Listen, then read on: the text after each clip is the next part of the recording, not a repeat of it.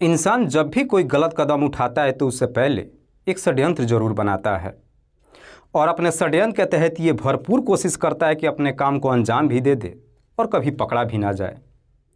पर शायद वो भूल जाता है कि इंसान जैसा कर्म करता है एक न एक दिन उसे अपने कर्मों का फल जरूर मिलता है।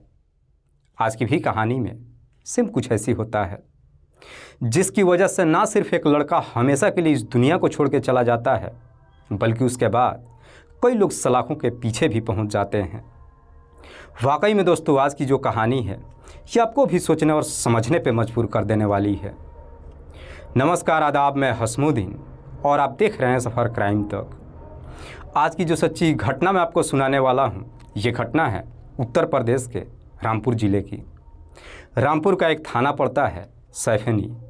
बात कर रहा हूँ मैं 10 सितंबर 2024 की सुबह।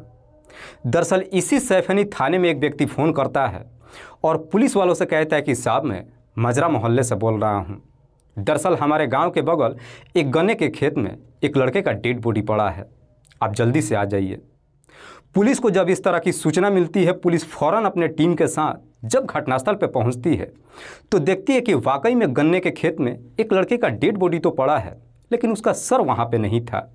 और सबसे बड़ी बात कि उस डेड बॉडी के ऊपर कोई कपड़ा भी मौजूद नहीं था। हालांकि वहाँ पे कई सारे लोग भी इकट्ठा हो चुके थे। पुलिस जब घटनास्थल की मुआयना करती है तो वहाँ पे पुलिस को वो सर भी बरामद नहीं हो पाता है।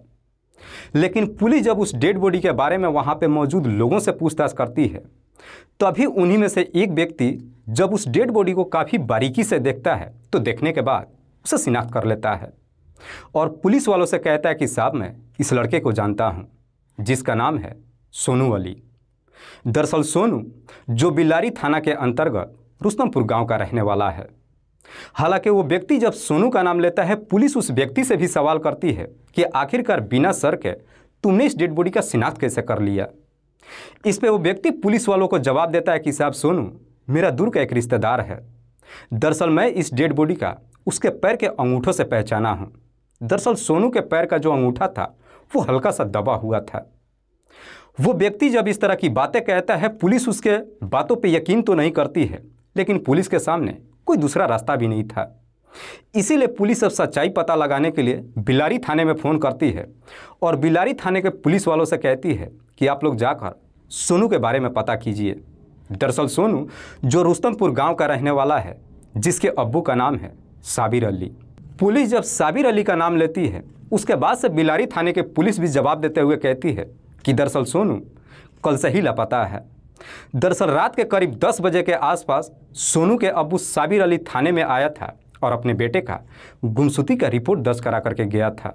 गुमशुदगी का रिपोर्ट दर्ज कराने के बाद बिलारी थाने की पुलिस जब कहती है, उसके बाद से सैफनी थाने के पुलिस बिलारी थाने पुलिस से कहती है कि घटनास्थल पर साबिर अली को लाया जाए। इधर बिलारी थाने के पुलिस जब साबिर अली को लेकर घटनास्थल पर पहुंचती है और साबिर अली जब उस डेड बॉडी को देखता है तो देखकर शिनाख्त ही नहीं करता है, बल्कि रोते हुए पुलिस वालों से कहता है कि साहब, ये कोई और नहीं बल्कि मेरा ही बेटा सोनू है। आखिरकार सोनू की शिनाख्त हो जाती है। सोनू जिसकी उम्र है लगभग 22 साल के आसपास। सोनू की जब शिनाख्त हो जाती है, उसके बाद से पुलिस सबसे पहले डेड बॉडी को अपने कब्जे में लेकर पोस्टमार्टम के लिए भेज देती है और फिर सोनू के अब्बू साबिर अली से पूछताछ करती है कि आखिरकार तुम्हारा बेटा सोनू यहाँ पे पहुँचा कैसे, या फिर तुम्हें किसी पे शक है कि तुम्हारे बेटे की हत्या कौन कर सकता है।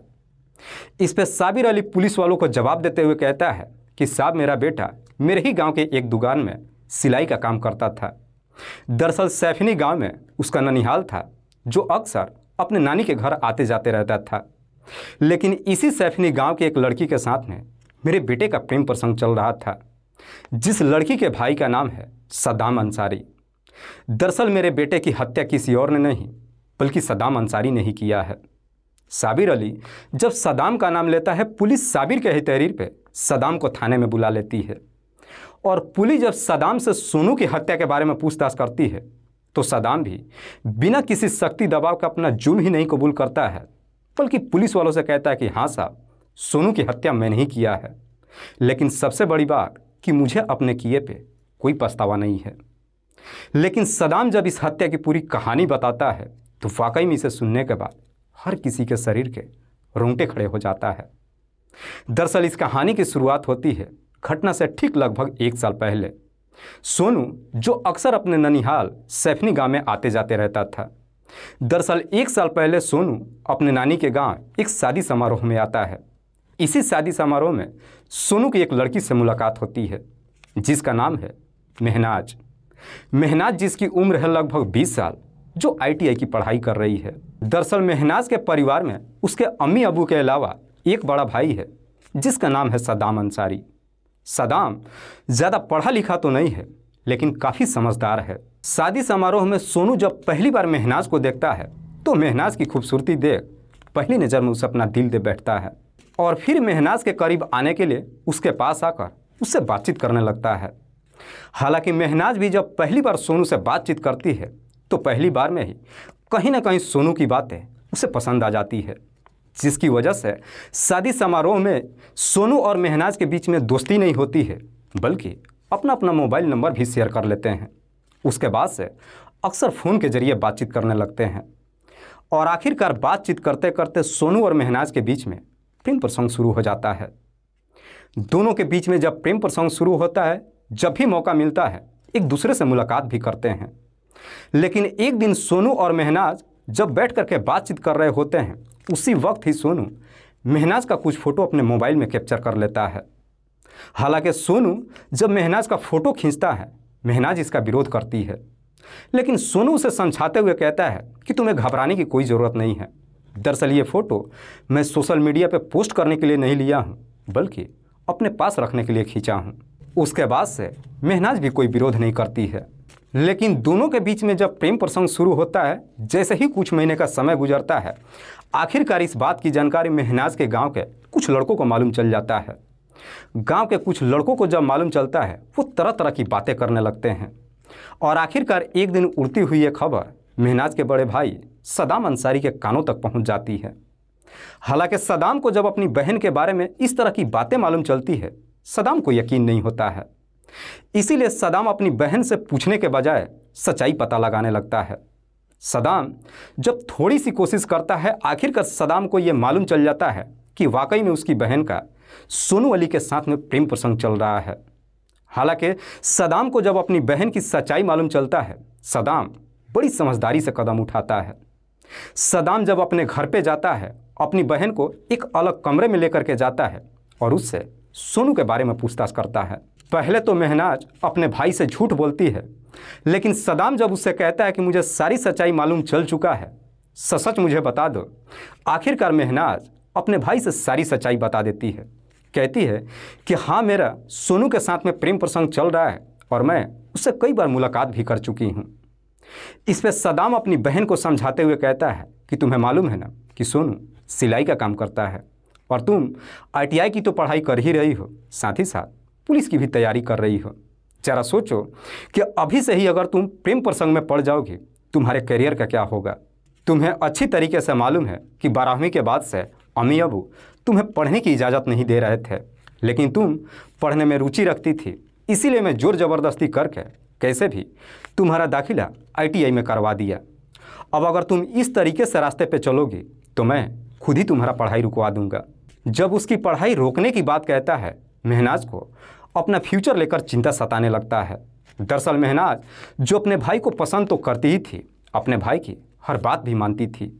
महनाज अपने भाई से वादा कर लेती है कि आज के बाद से ना तो मैं कभी सोनू से बातचीत करूंगी और ना ही मुलाकात करूंगी। सदाम भी अपनी बहन की बातों पे यकीन कर लेता है और होता भी बिल्कुल ऐसे ही है। दरअसल उसके बाद से महनाज ना तो सोनू से कभी फ़ोन पे बातचीत करती है और ना ही मुलाकात करती है। लेकिन सोनू इधर एक गलती कर देता है। दरअसल सोनू जो महनाज का वो फ़ोटो अपने मोबाइल में कैप्चर किया था, जब अपने ननिहाल में आता है, अपने कुछ रिश्तेदारों को उस फ़ोटो को दिखाते हुए कहता है कि मैं महनाज से प्यार ही नहीं करता हूँ बल्कि उससे शादी भी करने वाला हूँ। जब इस तरह की बातें अपने कुछ रिश्तेदारों से कहता है, आखिरकार रिश्तेदारों की वजह से अभी सदाम अंसारी की अपनी काफ़ी बेइज्जती महसूस होने लगती है। सदाम को लगता है कि सोनू उसकी बहन का पीछा छोड़ने के लिए तैयार नहीं है, इसीलिए जा कर के फिर से अपनी बहन महनाज से बात करता है। कहता है कि सोनू सुधरने वाला नहीं है और उसकी वजह से हमारी समाज में काफ़ी बेइज्जती हो रही है। बेहतर है कि मैं अब उसे सबक सिखाना चाहता हूँ। सदाम जब सोनू को सबक सिखाने की बात कहता है और जब अपने पूरे प्लान के बारे में अपनी बहन महनाज से कहता है, महनाज भी अपने भाई का साथ देने के लिए तैयार हो जाती है। दरअसल सदाम जो सोनू को हमेशा के लिए इस दुनिया से ही हटाने का तय कर देता है। महनाज भी जब अपने भाई का साथ देने के लिए तैयार हो जाती है, उसके बाद से सदाम अपने एक दोस्त रिजवान से बातचीत करता है और रिजवान को भी अपनी षड्यंत्र में शामिल कर लेता है। तीनों जब अपना पूरा प्लान बना लेते हैं, उसके बाद से एक दिन सदाम अपनी बहन महनाज से कहता है कि तुम सोनू के नंबर पर फ़ोन करो और उसे मिलने के लिए बुलाओ। मिलने के लिए जब कहता है, उसके बाद से महनाज भी 9 सितंबर 2024 को शाम के वक्त सोनू के नंबर पर फ़ोन करती है और उससे मिलने के लिए कहती है। चूँकि महनाज कई महीनों के बाद सोनू के नंबर पर फ़ोन की थी और ख़ुद मिलने के लिए कह रही थी, सोनू भी आगे पीछे कुछ भी नहीं सोचता है और उससे मिलने के लिए तैयार हो जाता है। हालांकि महनाज से फ़ोन पे ज़्यादा देर बातचीत करने की कोशिश तो करता है, लेकिन महनाज उसे समझाते हुए कहती है कि मैं तुमसे ज़्यादा देर तक फ़ोन पे नहीं बातचीत कर सकती हूँ, तुम मुझसे मिलो फिर हम बात करते हैं। दरअसल 9 सितंबर 2024 को ही शाम के करीब 7 बजे के आसपास महनाज सोनू को बेरुआ पुल के पास मिलने के लिए बुलाती है। वादे के मुताबिक शाम के करीब 7 बजे के आसपास बेरुआ पुल पर महनाज पहुँच भी जाती है। महनाज जब बेरुआ पुल पर पहुंचती है, उस वक्त इधर सदाम भी अपने दोस्त रिजवान के साथ वहीं पे छुप कर जाकर बैठ जाता है। लेकिन ठीक 15 मिनट के बाद 7:15 के आसपास इधर सोनू अली भी अपनी बाइक लेकर उस पुल पे पहुंच जाता है और जब अपने सामने महनाज को देखता है, सबसे पहले उसे गले लगाने की कोशिश करता है। पर सोनू जब महनाज को गले लगाने की कोशिश करता है, महनाज उसे इशारे से समझाते हुए कहती है कि सामने से कुछ लोग आ रहे हैं। सोनू वहीं पे ठहर जाता है और फिर महनाज से बातचीत करने की कोशिश करता है, लेकिन महनाज सोनू से कहती है कि हम यहाँ पे सेफ नहीं हैं, चलो नीचे चल करके बातचीत करते हैं। उसके बाद से महनाज सोनू को लेकर पुल से वहाँ नीचे उतर जाती है और थोड़ी दूर एक गन्ने के खेत में लेकर चली जाती है। इधर महनाज सोनू को लेकर जब गन्ने के खेत में जाती है, पीछे से सदाम भी अपने दोस्त रिजवान को लेकर उस गन्ने के खेत में चला जाता है। दोनों जैसे ही वहां पे पहुंचते हैं, सोनू जब इधर सदाम और उसके दोस्त रिजवान को देखता है, देखकर एकदम से घबरा जाता है। लेकिन इससे पहले कि सोनू कुछ कर पाता, महनाज आनन फानन में सोनू का दोनों पैर पकड़ लेती है। जब उसका पैर पकड़ लेती है, सोनू को भी समझने में देर नहीं लगता है कि वो इनके जाल में बुरी तरीके से फंस चुका है। दरअसल सोनू जो महनाज से हाथ जोड़ करके कहता है कि आज के बाद से ना तो मैं तुमसे कभी बात करूंगा और ना ही मिलने की कोशिश करूंगा, प्लीज़ मुझे छोड़ दो और मेरी गलतियों को माफ़ कर दो। सोनू अभी अपनी बात कह ही रहा था, महनाज जब अपने भाई की तरफ देखती है, सदाम इशारा देते हुए अपने हाथ से एक रस्सी पकड़ा देता है। उसके बाद से महनाज उसी रस्सी से सोनू का दोनों पैर बांध देती है। उसके बाद से महनाज और रिजवान दोनों मिल करके सोनू का दोनों हाथ भी पकड़ लेते हैं। जब दोनों हाथ पकड़ लेते हैं, उसके बाद से सदाम अपने पास से एक तेजधार हथियार को निकालता है और उस हथियार को सोनू के गले पे चला देता है, जिसकी वजह से सोनू की घटनास्थल पे ही मौत हो जाती है। लेकिन सोनू के गले पे जब उस तेजधार हथियार को चलाता है, खून के छींटे तीनों के कपड़े पे पड़ जाते हैं। सोनू की जब मौत हो जाती है, उसी हथियार से सदाम सोनू के सर को उसके शरीर से अलग भी कर देता है। उसके बाद से सोनू के शरीर के सारे कपड़े उतार देता है। सोनू के सर, उसके मोबाइल और चप्पल एक पॉलीथीन में रख लेता है और फिर तीनों वहाँ से निकलते हैं। दरअसल वहाँ से लगभग 2 किलोमीटर दूर जब एक जंगल में जाते हैं, मौका देख करके सोनू के सारे कपड़े को जला देते हैं। उसके बाद से उसका मोबाइल भी तोड़ करके उसी पन्नी में रख लेता है और सदाम उस सर को लेकर के डंपिंग ग्राउंड में पहुंच जाता है।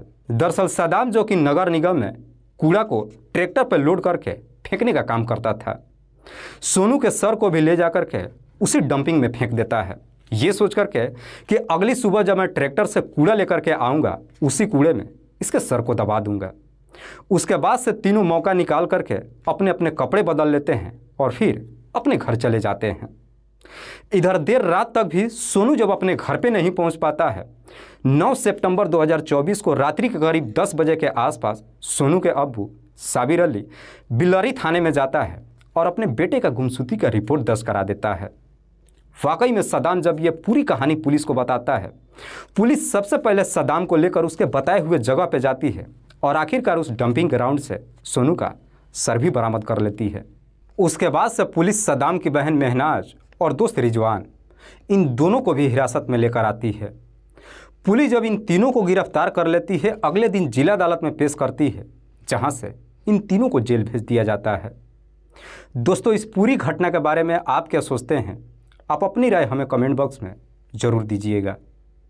जाते जाते मैं आपको बता दूं कि कुछ मेरे व्यूअर्स हैं जो रोज़ाना मेरे इस वीडियो को देखते ही नहीं हैं, बल्कि अपना कीमती समय निकाल कर मुझे अपना प्यार भी देते हैं।